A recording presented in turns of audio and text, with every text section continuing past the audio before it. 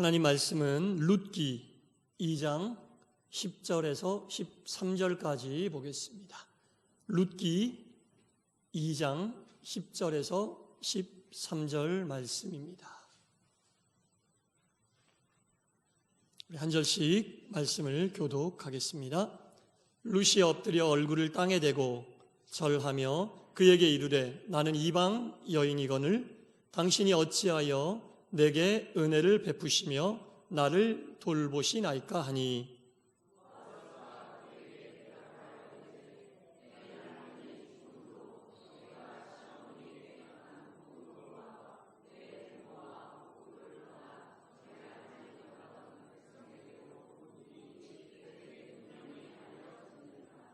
여호와께서 내가 행한 일에 보답하시기를 원하며 이스라엘의 하나님 여호와께서 그의 날개 아래에 보호를 받으러 온 내게 온전한 상을 주시기를 원하노라 하는지라.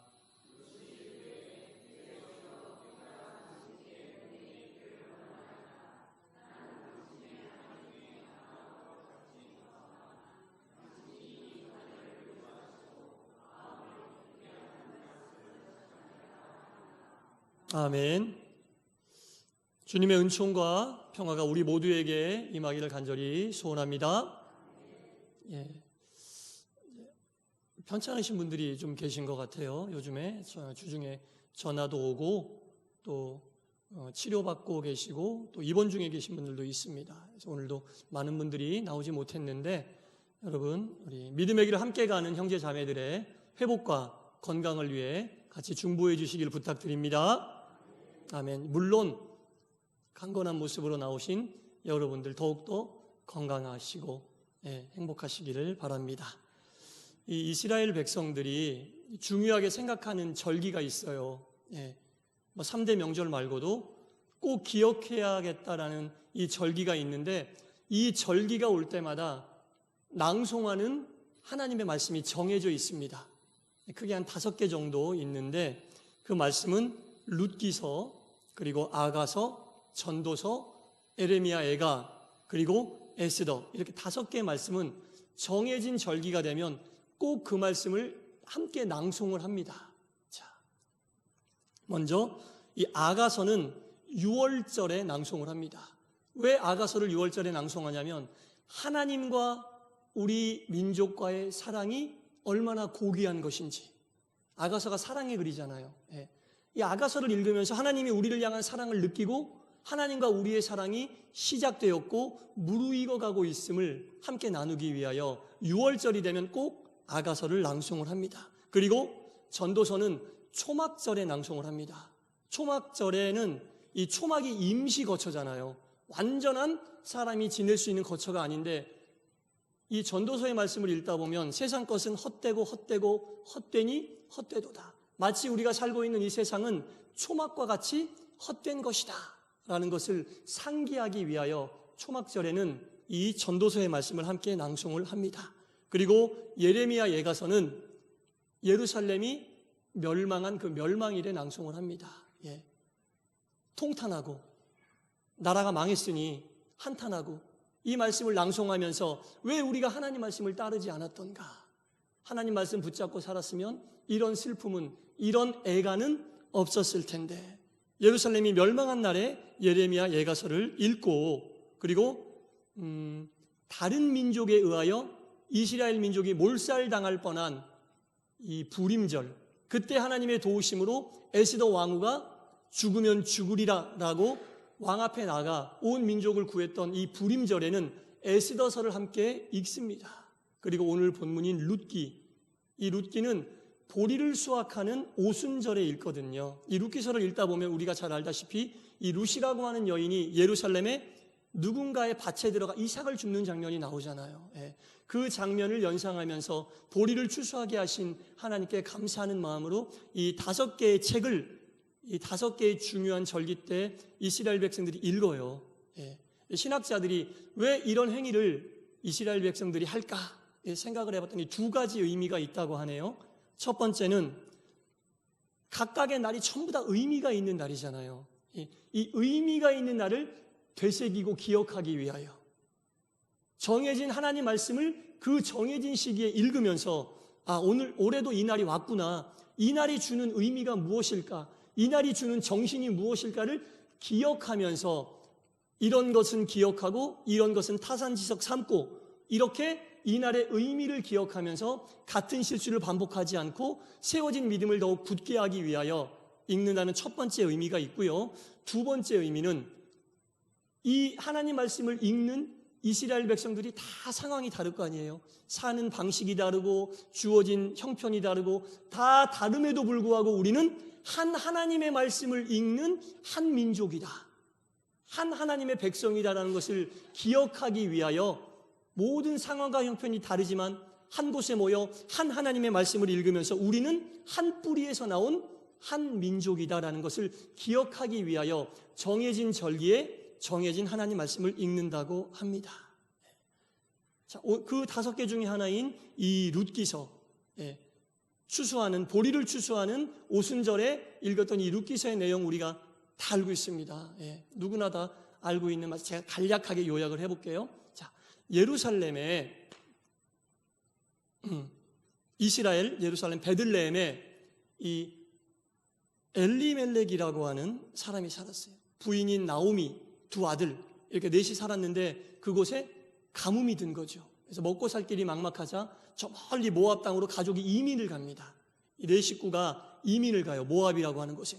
그곳에 가서 이 두 아들이 현지인 그 여인들과 모압 여인들과 결혼을 해서 넷이서 이민 갔는데 식구가 6명이 된 거죠. 6명이 그 모압 땅에서 살고 있는데 그러다가 이 가장인 엘리멜렉이 갑자기 죽게 됩니다. 갑자기 죽게 되고 6명의 식구에서 5이 남았는데 얼마 되지 않아 이 두 아들도 아버지의 뒤를 따라 세상을 떠나게 되죠. 이제 남은 것은 시어머니 나오미와 오르바 며느리, 룻 며느리 3명밖에 안 남은 거예요. 어떻게 10년 정도 살았거든요. 근데 이 나오미는 나이도 점점 먹어가면서 고향이 그리운 거예요. 그래서 이방 땅에 살지 않고 이제 나는 고향인 유대 땅으로 돌아갈 것이다. 이렇게 마음을 먹고 며느리를 불러 모았어요. 얘들아, 나 이제 더 나이 먹기 전에 고향으로 돌아가서 살 거야. 너희들 남편도 이제 없으니 이곳이 너희 고향이니 너희는 이곳 모압에서 너희 집을 찾아가고 새로운 가정을 꾸리며 살아라. 이렇게 이야기하고 자기 혼자 고향 땅으로 돌아가려고 하는데 며느리 한 명인 오르바는 어머니의 말씀을 듣고 알겠습니다 하고 자신의 집으로 갔습니다. 그러나 또 한 명의 며느리였던 룻은 아닙니다, 어머니. 저는 어머니와 평생을 함께 하겠습니다. 라고 고백을 합니다. 그 마음이 룻기 1장 16절 17절에 나오는데 제가 쉬운 성경으로 번역된 이 룻의 마음을 읽어드릴게요. 나더러 어머니 곁을 떠나라고 하지 마십시오. 어머니 뒤를 따르지 말고 돌아가라고 강요하지 마십시오. 어머님이 가시는 곳에 나도 갈 것이고 어머님이 머무시는 곳에 나도 머무르겠습니다. 어머니의 민족이 나의 민족이고 어머니가 믿는 하나님이 나의 하나님입니다. 어머니가 숨을 거두는 곳에서 나도 죽고 그곳에 나도 묻히겠습니다. 죽음이 어머니와 나를 떼어놓기 전에 내가 어머니를 떠난다면 주님께서 나에게 벌을 내리시고 더 큰 벌을 내리신다 해도 달게 받겠습니다. 이 땅의 모든 며느리들에게 큰 은혜가 되시기를 축원합니다. 불가능하다는 표정들이신데 믿으면 됩니다. 어쨌든 룻이 이랬어요. 힘든 일이잖아요. 남편을 객지에서 잃고 두 아들을 객지에서 잃고 쓸쓸히 귀양하는 이 시어머니의 모습을 보고 며느리였던 룻이 했던 이 이야기는 연민이라고 하는 말로는 담아낼 수 없는 큰 어떤 말할 수 없는 감동이 담겨져 있습니다. 자, 그런데 이 며느리의 입장에서 보세요. 모압 여인이잖아요. 객지로 가는 거잖아요. 문화가 다르고 말이 다르잖아요. 엄청난 스트레스예요, 여러분. 여행 가서 식당 가서 말 한 통해도 미치겠죠. 여행 가서 숙소에서 말 한 통해도 정말 답답하잖아요. 그런데 이 여인은 고향을 떠나서 말도 안 통하고 문화가 다른 이제는 역으로 어머니를 따라가는 거예요. 이거 엄청난 스트레스입니다, 여러분. 예. 자신의 모든 것을 다 내려놓는다고 해도 과언이 아닙니다. 이런 결단을 며느리인 루시 한 겁니다. 여러분, 이 대목에서 자기 땅, 자기 집으로 찾아간 오르바 며느리를 욕하면 안 돼요. 이게 정상이에요. 오히려 우리는 오르바를 얘기할 게 아니라 롯의 심정을, 롯의 마음의 결단을 높게 평가해야 되는 거예요. 오르바를 낮게 보면 안 됩니다. 오르바가 정상이에요. 롯의 마음을 귀하게 여겨야 한다는 겁니다. 이게 하나님의 마음에 들어서 그랬는지 모르겠지만 이 롯은 예수님의 족보에 등장하는 여인이 되었어요. 롯의 집안에서 예수님이 태어나는 놀라운 은혜와 복을 받았다는 겁니다. 자, 어찌저찌 해서 어머니의 고향 땅인 유대로 왔거든요. 고향에 온다고 다 되는 거 아니잖아요. 먹고 살 길이 막막합니다.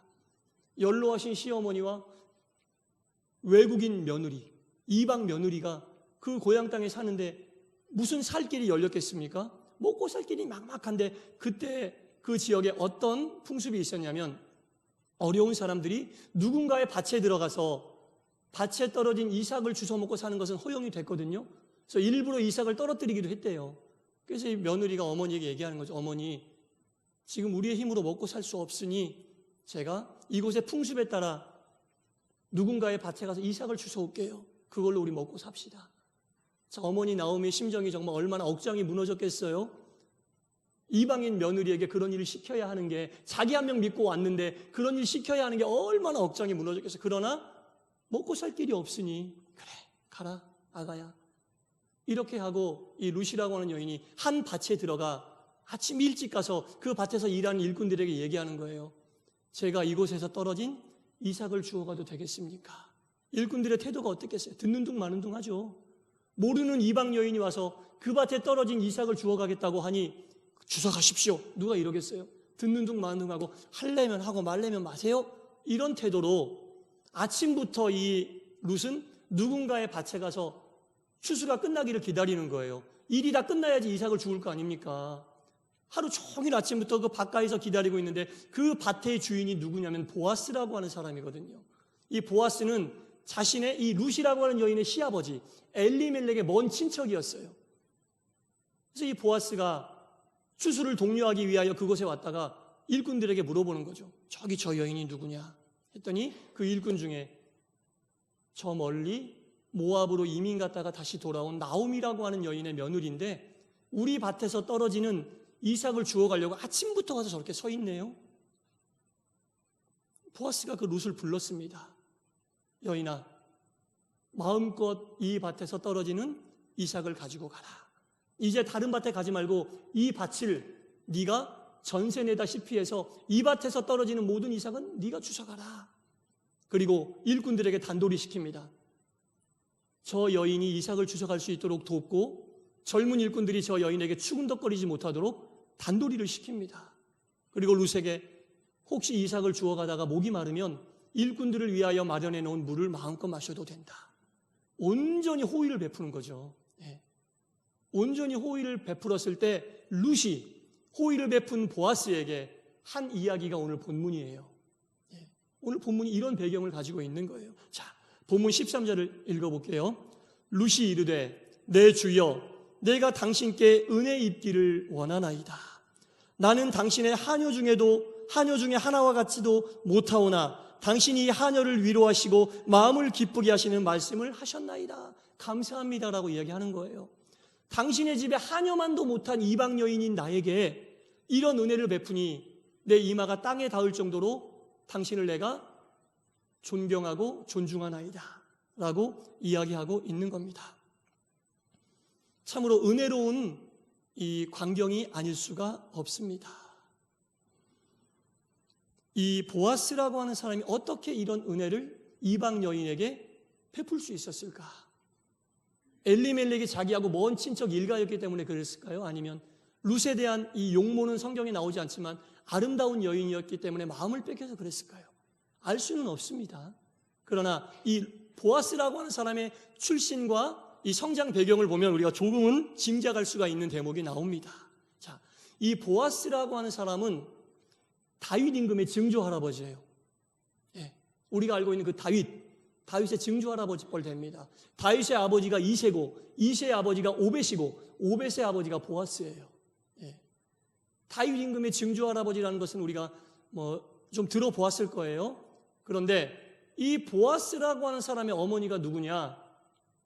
이 이스라엘 백성들이 가나안에 도착했을 때 제일 처음 그 만났던 초롱성이 어디입니까? 여리고로 하는 성이잖아요. 여리고성에 정탐꾼이 들어갔을 때 이 정탐꾼들을 도왔던 사람이 누구죠? 기생 라합이라고 하는 여인인데 이 여인이 바로 보아스의 어머니예요. 예. 이 기생 라합이 보아스의 어머니가 됩니다. 이 라합이 살고 있었던 곳은 여리고 성벽에 살고 있었거든요. 여리고 성 안과 성 밖의 경계선에 살고 있었는데 이 살고 있는 모습을 보면 이 라합의 사회적인 신분을 알 수가 있어요. 성 안에 들어가면 소위 우리가 요즘 말로 얘기하면 부르주아들이 사는 거예요. 성 안에. 이 부르주아라는 말이 성 안의 사람들이란 뜻이거든요. 실제로 이 성 안에 살고 있었던 사람들은 사회적인 특권층이 성 안에 살고 있었고 성 밖에 살고 있었던 사람들은 그것에 비해서 최하층 민족이 살았고 이 성 중간에 살았다는 것은 여기에도 낄 수 없는 좀 애매한 사회적인 신분에 있어서 자기 신분에 대하여 좀 불만이 있고 극복이 안 되는 이런 그 마음을 가지고 있었던 사람들이 살았는데 라합도 아마 그런 류의 사람이 아니었나 싶습니다. 이렇게 사회적인 어떤 불평등의 생각을 가지고 있었던 라합에게 들렸던 말이 어떤 말이냐면 지금 이 애굽 땅에서 430년 동안 노예 생활하던 이스라엘 백성들이 하나님의 도우심으로 탈출했다. 그리고 이 이스라엘 백성들, 하나님을 믿는 백성들은 하나님을 믿기만 하면 다 형제 자매가 된다더라. 다 하나님의 사랑 안에서 하나가 된다더라. 이런 이야기가 라합에게 들린 거예요. 라합은 그 말을 복음으로 받아들였어요. 엄청 공감이 되지 않았겠어요? 성 안에 있는 사람들과 성 밖에 있는 사람들 중간에 낀 이 신분으로 이러지도 저러지도 못하는 애매한 위치에 살고 있는데 하나님을 믿기만 하면 인간들이 만들어 놓은 이 신분제가 아니라 하나님의 사랑으로 우리가 하나가 될 수 있다. 형편이 다르고 처지가 다르고 모든 것이 달라도 하나님의 사랑으로 하나가 될 수 있다라고 하는 이 말은 라합에게는 복음이었습니다. 그때부터 이미 이 복음에 공감하고 있었는데 때마침 여리고성을 정탐하러 들어온 정탐꾼들이 라합의 집으로 들어온 거예요. 당연히 라합이 도와줄 수밖에 없습니다. 그들과 이미 공감하고 있고 그들이 믿는 하나님을 마음에 품고 있었고 그들을 따르겠다고 생각하고 있었던 이 라합이 그들을 도운 건 당연했습니다. 자, 이러한 마인드를 가지고 있는 라합에게서 태어난 보아스가 어머니에게 어떤 교육을 받았겠어요? 어머니가 어떤 사상을, 어떤 생각을 이 아들인 보아스에게 넘겨줬겠습니까? 사람들이 만들어 놓은 틀 속에 사로잡혀 사는 게 아니라 하나님의 사랑으로 그것을 극복하고 약자를 돕는 이 정탐꾼들은 잡히면 죽는 사람들이었어요. 하나님의 복음과 사랑으로 그들을 돕는 이러한 하나님을 믿는 마음을 가지고 있었던 이 라합에게서 난 보아스는 약자를 돕고 하나님의 사랑으로 그들과 함께하고자 하는 마음을 어려서부터 아마 배웠을 겁니다. 이러한 보아스가 약자인 룻을 보았을 때 절대로 그냥 있을 수 없었죠. 하나님의 사랑으로 그들을 덮어주고 그를 돕고 싶은 마음이 생길 수밖에 없었다는 겁니다. 이 사도 바울은 지금 이 라합과 보아스가 가지고 있는 마음을 새로운 질서라고 이야기하면서 이렇게 신약 성경에서 표현하고 있습니다. 갈라디아서 3장 28절에 보면 이렇게 나옵니다. 유대 사람도 헬라 사람도 없고 종도 없고 자유인도 없고 남자도 없고 여자도 없다. 모두가 그리스도의 사랑 안에서 하나가 될 뿐이다 라고 이야기하는 겁니다. 라합도 그랬고 보아스도 그랬어요. 사람들이 만들어 놓은 어떤 신분제나 사람들이 만들어 놓은 틀 속에 갇혀있는 사고를 한 게 아니라 그리스도의 사랑, 그때는 하나님이겠죠. 하나님의 사랑으로 하나가 되어 약자를 도와야 된다. 편견이 없이 그들을 받아들여야 된다라고 생각하고 있었다는 겁니다. 이게 하나님께서 주신 새로운 질서. 라합은 이것을 이미 공감하고 받아들이고 있었던 거예요. 이스라엘 백성들이 애굽을 탈출했다는 이야기를 듣고 이 마음을 받아들였다는 거예요. 하나님께서 말씀하시는 새로운 질서를 공감하고 있었던 거예요. 이러한 어머니에게 나고 자란 보아스도 이러한 마음이 있었던 거죠. 이러한 마음이 있었기 때문에 힘들고 어려운 처지에 있었던 아무도 도와줄 수 없었던 룻이라고 하는 여인을 만났을 때 어떻게 얘기한 줄 아세요? 12절 말씀을 볼게요. 여호와께서 내가 행한 일에 보답하시기를 원하며. 룻이 어떤 일을 행했습니까? 편하게 살 수 있는 고향을 버리고 홀로 고향 땅에 돌아가는 어머니 나오미의 평생 반려자가 되기를 약속했습니다. 자, 이 마음이 어디에서 출발했느냐? 어머니가 믿는 하나님이 내 하나님입니다. 이미 이 나오미가 신앙생활하는 모습을 시집온 나오미부터 계속 봤어요. 그러니까 나오미가 얼마나 신실한 믿음의 사람이었는지 우리가 짐작할 수 있습니다. 며느리에게 인정받는 신앙. 이 며느리가 어머니가 믿는 하나님이 내 하나님이라고 고백을 하고 있잖아요. 이 모습을 보고 저런 하나님이면 나도 믿을 수 있겠다라고 며느리가 고백을 하고 이 믿음의 사람이 된 거예요. 이 룻이 어머니 나오미를 보고. 그리고 이스라엘의 하나님 여호와께서 이 룻이 한 일을 보고 그의 날개 아래로 보호받으러 온 것으로 알았다. 이게 무슨 말이냐면 사람의 눈으로 볼 때 룻은 편한 고향 땅을 떠나 이방에 와서 살고 있는 어려운 삶을 살지만 이 보아스, 믿음의 사람의 눈으로 볼 때는 하나님 품 밖에 있다가 하나님 품 안으로 들어온, 하나님 날개 그늘 아래로 들어온 사람으로 여겼던 겁니다. 이게 믿음의 눈입니다. 보아스가 가지고 있었던 단순한 측은지심이 아니라 하나님 밖에 있다가 하나님을 따라, 하나님을 믿는 믿음의 시어머니인 나오미를 따라 믿음 안으로 들어오니 이제 믿음의 사람이었던 보아스도 이 룻이라고 하는 여인을 불쌍한 여인으로 본 게 아니라 하나님 날개 그늘 밖에 있다가 하나님의 은혜를 받기 위하여 날개 그늘 아래로 돌아온 여인으로 인정을 했다라는 겁니다. 이게 믿음의 눈이라는 거죠, 여러분. 세상 사람들은요, 서로 다른 것들을 막 부각시켜요. 너와 내가 뭐가 다르지? 너와 내가 다른 것들을 부각시켜서 선을 긋고 계층을 나누길 너무 좋아합니다. 다 달라도 믿음의 사람들은 믿음 하나만 같으면 그것으로 인하여 서로를 존중하고 아끼고 위하고 서로의 비빌 언덕이 되어줄 수 있어야 되는 거예요. 보아스하고 룻은 다 달라요. 뭐 똑같은 게 하나도 없어요. 믿음이 없는 사람이라면 상대도 안 하죠. 상대할 수 있을 만한 위치가 아니거든요. 없는 다른 것도 만들어내서 너와 나를 구별짓는 이러한 세상 속에서 믿음의 사람이었던 보아스는 당신도 하나님을 믿고 나도 하나님을 믿으니 믿음의 눈으로 보니 당신은 하나님의 날개근을 밖에 있다가 하나님의 날개근을 아래로 들어와 하나님의 은혜를 입기에 합당한 자니 내가 날개그늘이 되어주겠소. 이렇게 얘기하고 있는 거예요. 우리 주변에 하나님의 날개그늘 아래로 들어와 은혜 받을 사람들이 많이 있습니다. 사랑하는 남편, 사랑하는 아내, 사랑하는 자녀들, 친척들, 이웃들. 여러분, 그들과 우리가 다 달라도 믿음 하나 같으면 서로 아끼고 존중하고 위하고 사랑하며 살 수 있습니다. 다 달라도 믿음 하나 같은 것을 보는 눈이 보아스의 눈입니다. 어머니 라합에게서 그걸 받았습니다. 자기는 인정받지 못하는 사회 계층에 있었으나 하나님의 말씀을 받아들이고 믿음의 사람이 되었을 때 같은 믿음의 사람인 정탐꾼들을 목숨 걸고 지켜줄 수 있었던 거예요. 그 어머니에게서 난 보아스도 아무것도 내세울 것 없었던 이 룻이라고 하는 여인을 같이 하나님 믿는 사람이라는 그것 하나로 하나님의 날개그늘이 될 수 있었다는 겁니다. 사랑하는 성도 여러분, 달라도 너무 다른 보아스와 룻이었지만 서로 하나님을 믿는 믿음으로 서로를 위해 버팀목이 되어주는 이러한 말씀을 우리가 봅니다. 편견 없이 믿음으로 서로를 보듬을 수 있다는 것을 알려주고 있는 겁니다.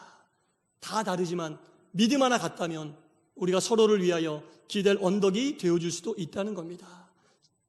함께 믿는 이 믿음으로 서로를 품고 도우며 살아갈 수 있기를 주님의 이름으로 간절히 축원합니다. 기도하겠습니다. 세상 사람들은 서로 다른 것을 찾아 구분하고 계층 짓고 나누기를 즐겨합니다. 그리고 벽을 쌓고 저들이 못한 것을 내가 하고 저들이 가지지 못한 것을 내가 가졌다고 우쭐댑니다. 그러나 하나님의 말씀은 하나님의 사랑으로 그 모든 벽을 허물고 다 다를지라도 믿는 믿음 하나 같다면 서로를 존중하고 아끼고 서로에게 비빌 언덕이 되어줄 수 있다고 보아스와 룻을 통해 우리에게 권면하고 있습니다.